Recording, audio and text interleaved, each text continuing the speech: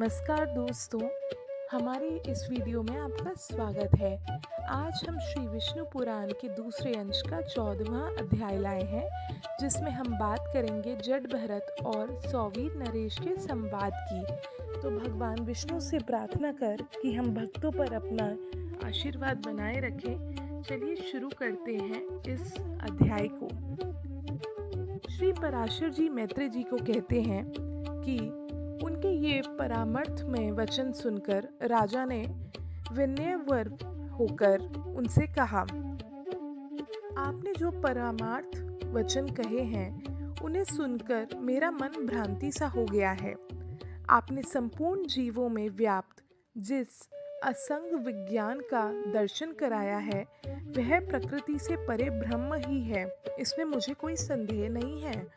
पर आपने जो कहा है कि मैं शिबिका को वहन नहीं कर रहा हूँ, शिबिका मेरे ऊपर नहीं है, जिसने इसे उठा रखा है वह शरीर मुझसे अत्यंत पृथक यानी अलग है।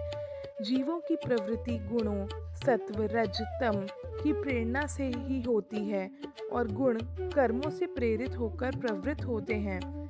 इसमें मेरा कर्तव्य कैसे माना जा सकता है?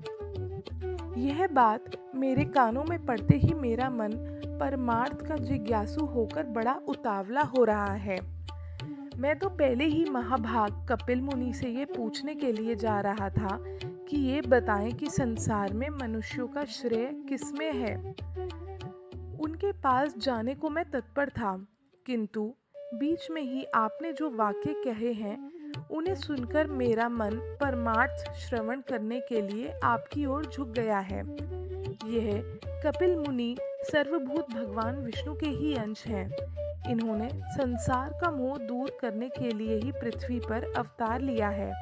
पर आप जो इस प्रकार भाषण कर रहे हैं उससे मुझे निश्चय होता है कि वे ही भगवान कपिल देव मेरे हित की कामना से यहाँ आपके रूप में प्रकट हो गए हैं। हमारा जो परम श्रेय हो वह आप मुझे विनीत से कहें। आप संपूर्ण विज्ञान तरंगों के मानो समुद्र ही हैं। इस पर ब्राह्मण कहते हैं, हे राजन, तुम श्रेय पूछना चाहते हो या परमार्थ? क्योंकि श्रेय तो सब अपारमार्थिक ही है।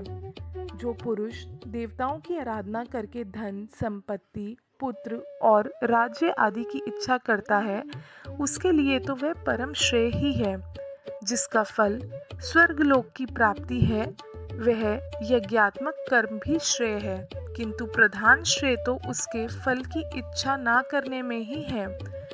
योग युक्त पुरुषों को प्रकृति आदि से अतीत उस आत्मा का ही ध्यान करना चाहिए, क्योंकि उस परमात्मा का संयोग रूप श्रेय ही वास्तविक श्रेय है।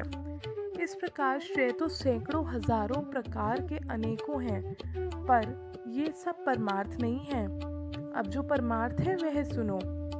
यदि धन ही परम अर्थ है तो धर्म के लिए उसका त्याग क्यों किया जाता है तथा इच्छित भोगों की प्राप्ति के लिए उसका व्यय क्यों किया जाता है?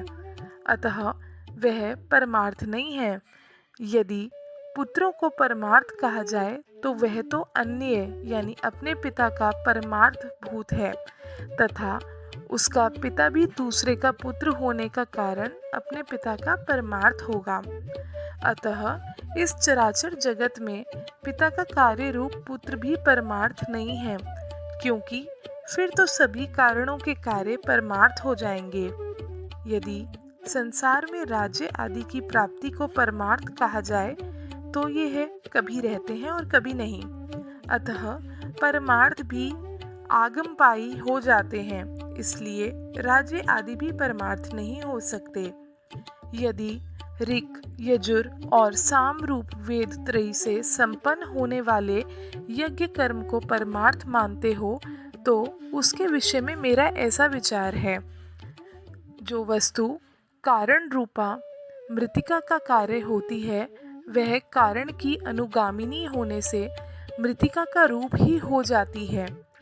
जो क्रिया समित घृत और कुशा आदि नाशवान द्रव्यों से संपन्न होती है वह भी नाशवान ही होगी, किंतु परमार्थ तो प्राज्ञ पुरुष अविनाशी बतलाते हैं और नाशवान द्रव्यों से निष्पन्न होने के कारण कर्म अथवा उनसे निष्पन्न होने वाले स्वर्ग आदि नाशवान ही हैं, इसमें संदेह नहीं है। यदि फल आशा से रहित होकर निष्काम कर्म को परमार्थ मानते हो तो वह तो मुक्ति रूप फल का साधन होने का ही साधन है, परमार्थ नहीं। यदि देह आदि से आत्मा का पार्थक्य विचार कर उसके ध्यान करने को परमार्थ कहा जाए तो वह तो अनात्मा से आत्मा का भेद करने वाला है और परमार्थ में भेद है ही नहीं, अतः वह भी परमार्थ नहीं हो सकता।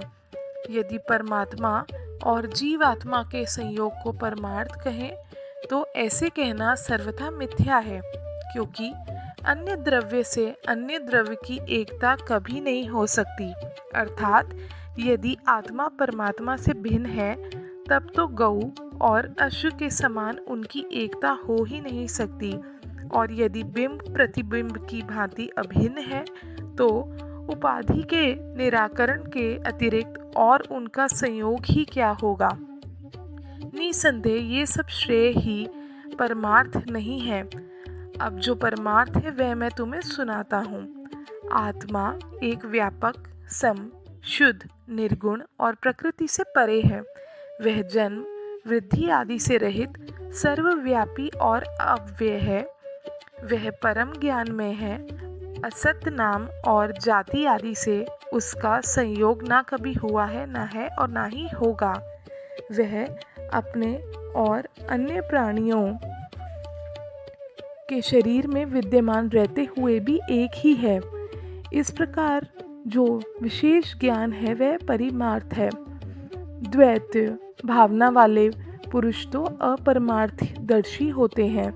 जिस प्रकार अभिन्न भावना व्याप्त एक ही वायु के बांसुरी के छिद्रों के भेद से षडज आदि भेद होते हैं, उसी प्रकार शरीर आदि उपाधियों के कारण एक ही परमात्मा के देवता, मनुष्य आदि अनेक भेद प्रतीत होते हैं।